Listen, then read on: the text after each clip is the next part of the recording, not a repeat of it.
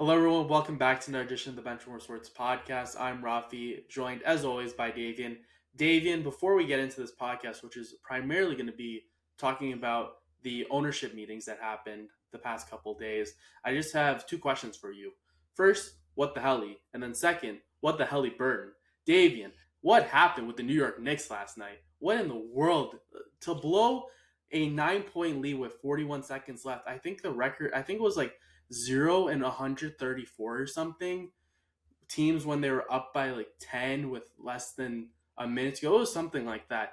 Davian, do you want to have a quick little therapy session before we get into the NFL? What was your reaction coming out of that game last night? The Yankees had a walk-off game winner yesterday, so that was really cool to see. Not the sport I I asked love you to about. see the Yankees win. It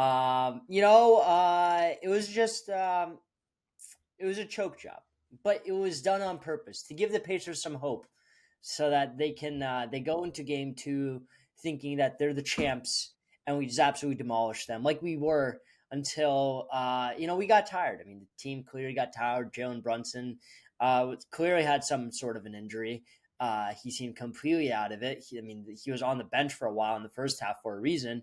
I felt like he made a lot of stupid decisions. I felt like the coaching was very poor. And every shot, they must have sacrificed a child the way that Pacers shots were just going in. So that's all I'll say on that part. What I will say as well, switching topics because that's what I do. Uh, Cornell is currently in the Final Four for the NCAA lacrosse championship, and they go up against Penn State, which is the only team that they lost to all season this weekend. Rooting for Cornell, think they're going to win, and they'll either play Syracuse or Maryland. So keep an eye out for a TikTok about that because I definitely will be covering that because I care about lacrosse only when Cornell's in it. Such as CJ Kirst, who's one of the best forwards in the country, if not the best, and who's also going to be who was the first overall pick in the PLL draft, and now in the past 5 years of the PLL draft, the Professional Lacrosse League, the number one pick was from Cornell 3 of those 5 years, which I think is incredibly impressive and shows that Cornell is a sports school and we do have good athletic programs. With that being said, I think it's time to hop into the NFL, Raffi, because I can make fun of you about the Blackhawks, but I forgot they're not in the playoffs, so not much to laugh about New there. head coaching Uh, hire. YouTube short just went up like 2 hours before this podcast right, was yeah, recorded. So there Raffi, was you were that. pretty delusional thinking you could get Mike Sullivan, but Rangers Yeah, finally got a just good a hire. tad. So But you yeah, know what? You know what? I set my expectations high, so at the end of the day, it is what right, it is. I would have liked David Carl sure. especially, but you know what? We got a new head coach with some coaching experience. So for the first time in the last four head coaches, we have someone who's not a first time head coach. I'll be making a YouTube video about this and breaking that all down as well. So I'm not boring you all with my yapping about the Chicago All right, Blackhawks. I'm gonna clip that and And post on TikTok when you guys are like again bomb the league. But in and any then case, let's lastly, go on to before the we get into the NFL. NFL, correct me if I'm wrong, but I believe the Big East. Yeah, the Big East schools, just schools out east and the Ivies. I'm pretty sure those schools are the best with lacrosse, college lacrosse programs. Correct? Am I wrong with that? Um, I bel I want to say yeah, when I've so seen college highlights before, it tends to be some of those Ivy schools and just some of the schools out east, yeah, northeast. definitely the schools out east in general. Just given kind of the demographics of the sport, it's a very kind of white collar sport. Just because it's very expensive to get into the sport itself. I remember when we spoke with I'm forgetting his first name, but Jake, Sussman, Jake, who played for Jake, what? Jake. Yeah, Jake Sussman, who played for played D3 lacrosse, and we talked about how it's incredibly hard to play lacrosse and get into the sport because of how expensive the gear is and the training programs and whatnot. So yeah, it's mostly in the Big East, but also like Syracuse, Penn State, Notre Dame. Those are also like very big schools Right. for lacrosse, and especially with NIL deals, and now going into the lacrosse world as well. It's getting incredibly tough. So yeah.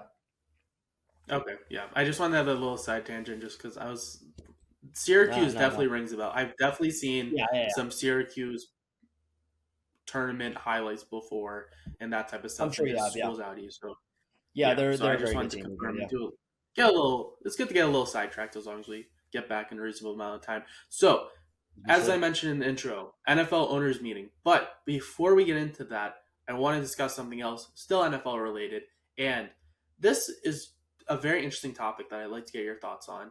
Partially because you mentioned it in the pre-show meeting. What is going on with the Cincinnati Bengals? They finally break through, win a couple playoff games. They lose in the Super Bowl in a very close game versus LA Rams. It seemed like it was starting to become the turning point. They started to give out money to some of their top players. They said, okay, we're going to renovate our facilities now, make those nicer. Recently, now they're moving along with their proposal to remodel or redo, I guess renovate, I guess is the best term to say it, for their current NFL stadium. So they're clearly investing money into the team, but for some reason, they're still having difficulties with paying their best players. We saw the whole situation with T. Higgins, and now we're seeing a similar thing play out with Trey Henderson, and they're also just being cheap with the rookies. Davian, what is going on with the Cincinnati Bengals? What are your thoughts? Because I thought they were turning a page here after making it to the Super Bowl and starting to dish out some money into the stadium renovations and into the new facilities, but it seems like they're still having issues with just being doing the bare minimum for their players and just paying up the money for rookie deals and paying their top players. Yeah, I mean, I 100% agree. I mean, one thing is not paying your players, another thing is not paying your rookies. So, first round pick, oh well, not first round pick Shamar Stewart and Demetrius Knight Jr. both, at least as of 2 weeks ago, were not on the were not in minicamp because the way that the Bengals structure their contracts, the players are not protected if they get injured during those mini camps.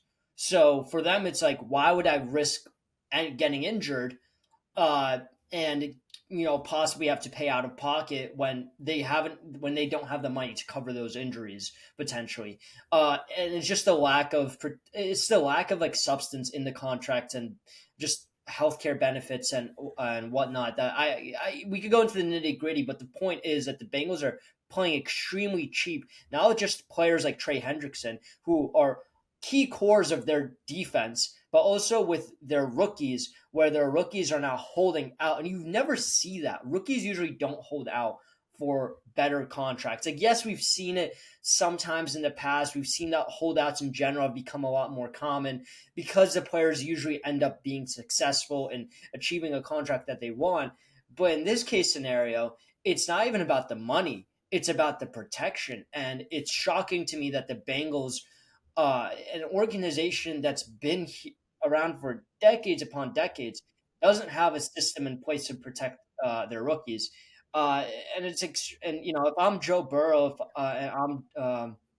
if I'm Joe Burrow or Jamar Chase or T Higgins, I'm looking around. I'm like, what is this where I want to stay later on in the future if the team isn't going to build and evolve? Just because a facility evolves doesn't One mean the team evolves. 100%. And again, you hit it right on the head too. This isn't them holding out for more money or a better deal. It's the wording of the contract so they can ensure that they're getting money even if they somehow like if it does arise where they get injured. That isn't something that is a team by team basis. That is universal. All teams have that. But for some reason the Bengals are like, well, you know what, we don't know, so we don't really want to pay. And it's just you paid out all this money to Joe Burrow. You paid out all this money to Jamar Chase. Those make sense. But other than that, they've just been so beyond cheap for no reason. We saw it play out with T. Higgins. We're seeing it play out with Trey Hendrickson. Trey Hendrickson, you look at the stats over the past two seasons, he has 17 and a half sacks each of the last 2 years, which combined is 4.5 more sacks than anyone else in the NFL. And I know sacks, it's it's a very telling stat, but it's not all that goes into being an edge rusher. But nonetheless, your 4.5 sacks at a TJ Watt and the whole injury conversation, etc. You can have that, but the stat's the stat. He's been healthy. He leads the NFL in sacks over the past 2 years, and he's getting paid 10th out of all edge rushers. You see, Myles Garrett just recently got a new deal. Max Crosby just got recently a new deal. Now they're in the top three for edge rushers. Daniil Hunter recently got a contract, I believe it was a year or two ago. Brian Burns got a contract from the Giants recently too. And you're seeing all these other people getting paid. I personally have always been of the mindset, and this is just growing up as an NHL fan, if you sign a contract, that's your contract. But if there's a situation where you can restructure your contract, which exists in the NFL, pay the guy. He's your best player on defense. If you let him walk or trade him, you're essentially just punting and just saying, okay, I guess we're just going to put up 60 points a game. Pay this man. It makes no sense to me why they're holding out for Trey Hendrickson and not willing to pay him more money than he's already getting paid right now. Yeah, I mean, you couldn't have said it better, Rafi. It's just a very terrible situation. I hope it resolves itself soon. And I hope that the Bengals ownership finally takes accountability and does what they need to do. Yeah, you can't. Again, we'll close on this before we get into just in general with the owners meeting. You cannot have a multi-billion-dollar NFL team and be cheap. That makes no sense. Why even purchase the team in the first place? I know the Bengals have been owned by a family for a while, so it's not like they just recently paid $6 billion for the Bengals or something like that. But if your team is valued at that much money, and if you have even more, you're a multi-billionaire, if not close to maybe even a trillionaire. There's no excuse for you not to be willing to spend an extra $10 million, provide some extra guarantees, some bonuses. I'm not asking for the world here for for the Bengals ownership. I'm just asking, treat your players, reward them for playing well, and stop creating problems like this. Otherwise, you're never going to make it back to the Super Bowl because you're only going to be paying three players, and no one's going to want to sign in free agency because you guys are being cheap. So that's all I got to say with the Bengals. Moving into the NFL owners meeting, so staying away from the Bengals ownership and just overall encompassing NFL owners meeting, there's a lot to discuss. So we'll dive right in. Davian, thoughts on the tush push? It was very close. They needed 24 to pass, but it only got 22. The vote was 22-10. So that proposal by the Packers did not pass, meaning the tush push is still on. Davian, your thoughts on the tush push? Living on for another year, at least. Well, the issue is that the way that the Packers framed the rule was that you can't push or pull anywhere, you can't push or pull anybody anywhere on the field, which I think is where some of the teams had a problem. Because for me, if you're by the goal line, right, and I'm a running back, and I'm pushing you through, right, or I'm pulling you in, I feel like that's part of the game. Like those like big pile ups where like like you're just trying to push your quarterback, you're trying to push a player, or I feel like that's something that should be allowed. And while I understand why the Packers are trying to go a rule against that, because it's hard if you just target the tush push itself. Like if you just say, oh, only from the line of scrimmage, because then you can kind of make some rules, different rules about it, and you can find a loophole around it. In any case, though, I think it was good that they did not ban it because I think that other teams can replicate the same play. I think it's not a very complicated play. I think it's something that can easily be replicated. I think that the reasons for banning it, a large amount, which were about really just the like nuances that like, oh, the Eagles, it's too OP of a play. It's like a guarantee yardage, yada yada. I think those are BS. Now, on the flip side, there is a like one thing that Raphael, I want to see what you think about is the injury aspect of it, because there has been reported injuries from the tush push where people are getting their necks jammed or their backs injured. A lot of other various injuries have arise from the tush push from teams playing the Eagles and having to try and defend the tush push. So I think it's an interesting case. I think that next year they're going to go back to the meeting room and they will probably ban it. But I think it's good to keep it around for one more year to see what happens with it. Um, but yeah, those are my thoughts. Rafi, you? I think we get into this conversation with resolutions just in general, where It's all about the intent. What is the intent of this resolution being proposed? It's very, very obvious that this intent came from we don't like the tush push because we cannot stop the Eagles from doing it. They are really, really good at it. It is not about the injuries. There's been no discussion about the injuries. Jason Kelsey's even spoken out about this and said, I did not retire because the tush push caused issues to my back or my body and I got injured doing it. So I decided to retire. There's no, there's very few, I don't want to speak like definitive because I personally don't know. I haven't done enough research on it. But I haven't seen many people speak out and say, the tush push is the reason why I had this injury. These injuries are caused by the tush push. It's a dangerous play.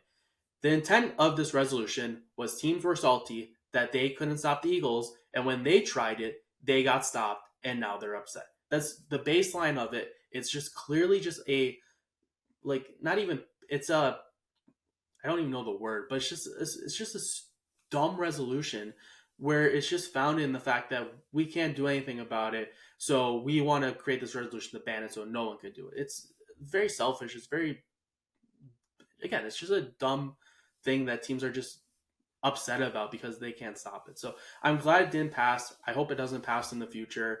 And again, if you really have problems about this rule, then stop it. If you have issues with the play, figure out how to stop it. Because once it gets stopped and once teams can find that pushback and say, okay, now we have a plan to stop it, Eagles can't run anymore, you're essentially getting rid of it at that point. We see it all the time where NFL teams roll out this play and it catches the whole league off guard. The team has an OP play. There's a reason why teams don't use the same play throughout a decade or two. And that's because over time, the league will correct itself and say, okay, now we know how to track this. This is why we see like Tampa 2 coverages, etc. It's the NFL. It's all the NFL's history is built on adjusting to certain plays, certain schemes, certain play styles, etc. Once teams find out how to stop the tush push, you're done with the problem. You don't need to worry about the tush push anymore because the Eagles are not going to run it if they're going to consistently get stopped on it. So at the end of the day, if you have an issue with this, do something about it, figure out how to stop it, and you don't need to worry about this anymore. End of day. And again, I agree with you too. It's a fundamental part of NFL football where running back goes into the offensive lineman inside the 5 yard line, you're going to get a lot of pushing and shoving. You're going to get a lot of pulling this, that, trying to get the running Exactly. back into the end Exactly. zone. Yeah. You're telling me that you're going to penalize or deem it not a play because of a fundamental part of football? It makes no sense to me. So I'm glad it didn't pass. I hope it doesn't pass next year because at the end of the day, if you have an issue with this, stop it. It's that simple. All right, I'm done rambling about this. We'll I move mean, into the next other. Rob, to Yeah, quickly wrap it up. One thing I'll also say is that, the forward pass at one point was seen as voodoo in football, right? I mean, football used to be just a running back. It was like you just run the ball. The forward pass did not exist.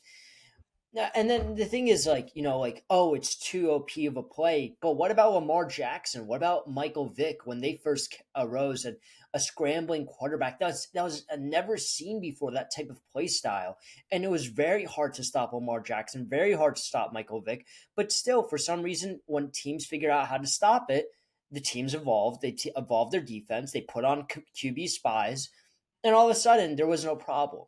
I think it's hard to figure out how to stop the tush push, but I think there is a way. I'm not a head coach, but there are coaches that are getting paid millions of dollars to figure out how to stop it, and I'm sure that they will. As you said, Rafi, though, I say we move on to the 2028 Olympic Games, and specifically the participation of NFL teams now within these Olympic Games. Let's just go over a broad overview. It's going to be 10 players per team.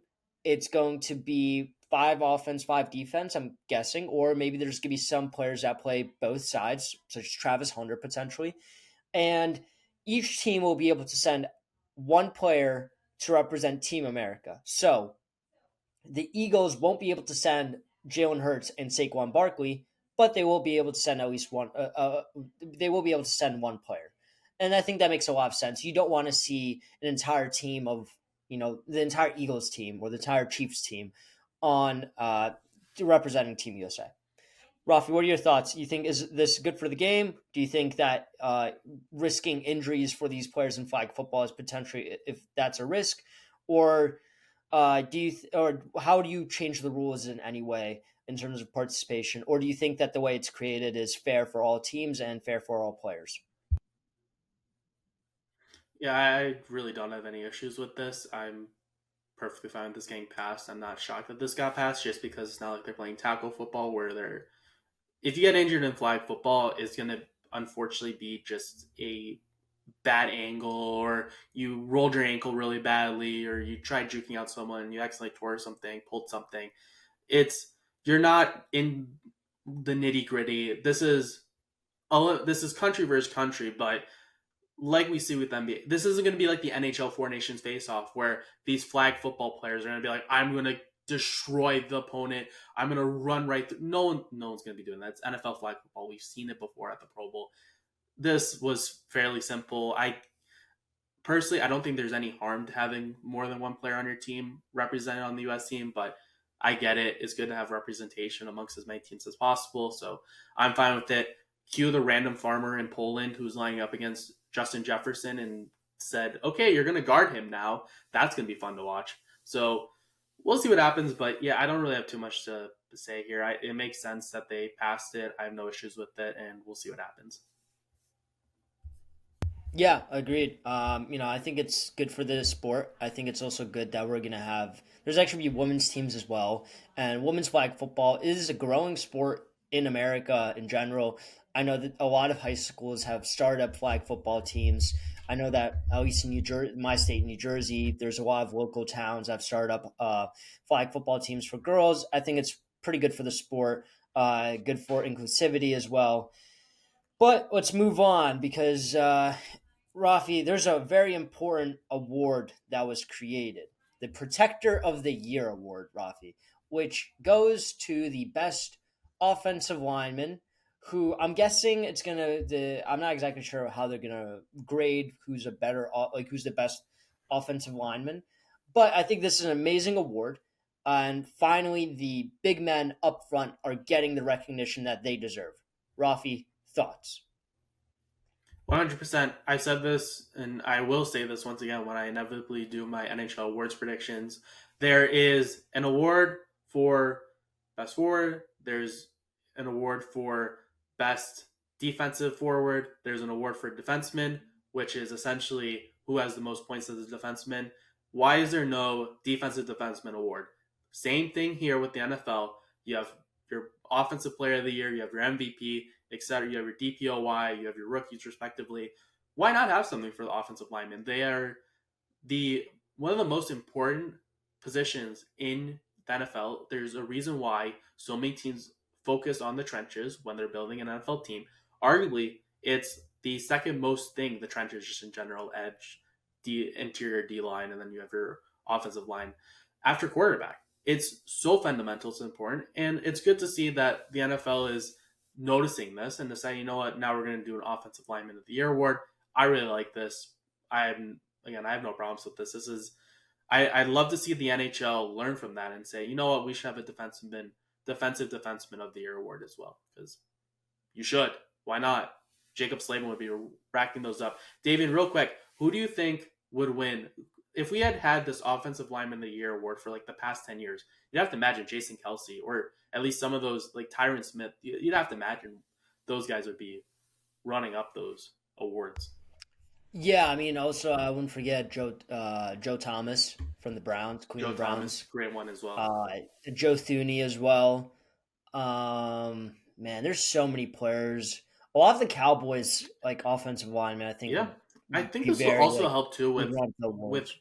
giving a criteria for the Hall of Fame as well because you just see offensive Yeah, it linemen, does. and unless you've watched them, you're more or less like, I don't know if they're Hall of Famer. Are they like you see Jason Kelsey play? Obviously, he's going to be a Hall of Famer. But if you were just looking at Jason Kelsey's stats, you could see the All Pro, etc. But this just gives another award, another potential separator between a really, really good player and a no doubt about it Hall of Famer, or someone who gets in first ballot versus someone who gets in maybe the third or fourth ballot. So I think it's a good Yeah, criteria, additional criteria as well 100% to agree. I think separate it's gonna be those hard players. to grade though a bit, just because there's so many Yeah, offensive linemen, right? Like you have like what 5 offensive linemen on each team. multiply that by And 32. there's the weight too. It's kind How of you tough. weight it versus like an Yeah. offensive tackle allowing a sack is different in some sense than a center allowing a sack. It's also a matter of whose fault is it for allowing that sack. It's you have the center who doesn't normally allow as many sacks as an offensive tackle would. So if you have a really good Yeah. offensive tackle who's allowed 4 sacks versus a center who's allowed 2 sacks, who do you really give that? So it'll be interesting to see how this Right. evolves over And time. So kind of it'll be another fun. example before we move on, real quick, is let's say I'm defending a defensive edge, right? Let's say I'm defending J.J. Watt, who would basically roll over me. But let's say I was hypothetically, I push him, right, and then he goes to you after you already, like, let's say chop blocked your defender. They're on the ground, and you're trying to defend J.J. Watt, and then he gets past you, and the quarterback gets sacked, right? Like, you already did your job. You defended, you already blocked your defender, right? But I didn't do my job blocking my defender. And then when you tried to, right, you weren't successful. So technically that should be blame on me, right? Because I Yeah, was the one who I let him pass me. But on the stat book, wouldn't it be that you let him get sacked? The quarterback get sacked? Like, it's just a nuance. I think this is award's going to be primarily eye test and kind of it's going to be a lot of Mm-hmm. like again I'm going to refer back to what I know the most and that's NHL Selkie Trophy tends to normally be like Patrice Bergeron when he was still when before he retired, Barkov, Kopitar, players that are are very good two-way players, but also you see and you notice they play a lot of minutes. They play really well defensively. They play on the PK. You can watch them, but it's also just a name. So I expect some of the like if Kelsey was still in the NFL, you'd expect Kelsey to be one of the top vote getters every year just because of the name, the profile, those Dallas offensive linemen, etc. And then also it's going to come down to a lot of the eye test, I think, more than just the statistics. I think a lot of people are not going to understand that. So they're going to be like, well, this guy allowed only 0 sacks, but this guy allowed 2 sacks. Why did he? And it's just going to come down to the eye test. I think that's the best separator. All right. 2 more rules that I wanted to discuss today. So one, which actually isn't a rule, is a proposal that got taken away. And I don't know if you have too many thoughts on this, but I at least wanted to mention it. The Lions withdrew their proposal to reseed the postseason based on standings rather than division finish. So it would go 1 to 7, just in general, rather than the top 4 seeds being made up of division winners. I just want to say I really like this. I like that they withdrew it. I'm glad this in general just didn't get passed. It wasn't brought to the floor just because if you get rid of this, similar to the NBA, nobody cares about divisions in the NBA anymore because it's the 1 through 8. That's why I'm still a fan of having divisions with the NHL and having the playoffs as they are because it means something to win your division. And we see it here with the NFL. Even if you're an 8 and 9 team, that even though you win your division as an 8 and 9 team, you still won your division. You should be rewarded for that. And although you could make the argument, okay, they're still getting a playoff spot, sure, but 8 and 9 team, even if you win your division, you have the right to be one of the top 4 teams. It doesn't mean you're getting a bye week or anything. You're getting home field advantage, which incentivizes teams to win their division. So I'm glad that this wasn't brought to the floor. I'm glad this wasn't even mentioned because I would not have liked to seen this get passed. I agree. I think that there's a value to be had in divisions and division rivals. And I think that it's incredibly important that divisions stay intact. Because, the NBA got rid of them and now the divisions in the NBA don't exist, right? Like, you don't That's ever what I hear said. about the No one Atlantic cares. division, the Metropolitan division, right? In hockey, you do, but you don't hear about it in basketball anymore. Right, exactly. So wanted to mention that, and I think the last one that we'll discuss today before closing the show, the onside kick rule change. So you can do it whenever you want now, as long as you are trailing. Got moved from the 35-yard line up to the 35-yard line instead of the 34-yard line, so 1 yard difference. You still need to announce it when you are doing it. And overall, when I read this, it seems like the NFL is trying to correct what their previous rules were on the onside kick. The success rate last year was 6% when they implemented this dynamic kickoff rule situation. And we can just go back. I have the stats. So from 2015 to 2017, we're just looking at the past 10 years. So 2015 to 2017, 14.92%, 11.11, 21.43. Then they banned the running kickoff or the running start for the onside kick. Then the percentages went for starting in 2018 to 2023 7.7, 13, 4.5, 16, 5.4, 4, and then the dynamic kickoff was implemented. This rule change from last year where it went up slightly from the last 2 years to 6.45%. And even though they move up a yard, even though you can do it whenever as long as you're trailing, I still think they killed onside kick. Even with all these rules, starting with banning the running start, they ruined the predictability of it. Everyone remembers that Colts Pat McAfee fake kickoff onside kick. Everyone remembers that in NFL history. Everyone remembers these onside kick stuff, and the NFL essentially just killed it over the past 10 years. So even with these adjustments that they made, I don't think it's going to matter. I still think that we're going to see a really low onside kick percentage. And it made no sense to me why they would even alter it because players really weren't getting injured from onside kicks. Yeah, agreed. And I mean, there's not much more to say. I think it's weird that it's you have to declare when you want to do an onside kick. I think you should be able to do it whenever.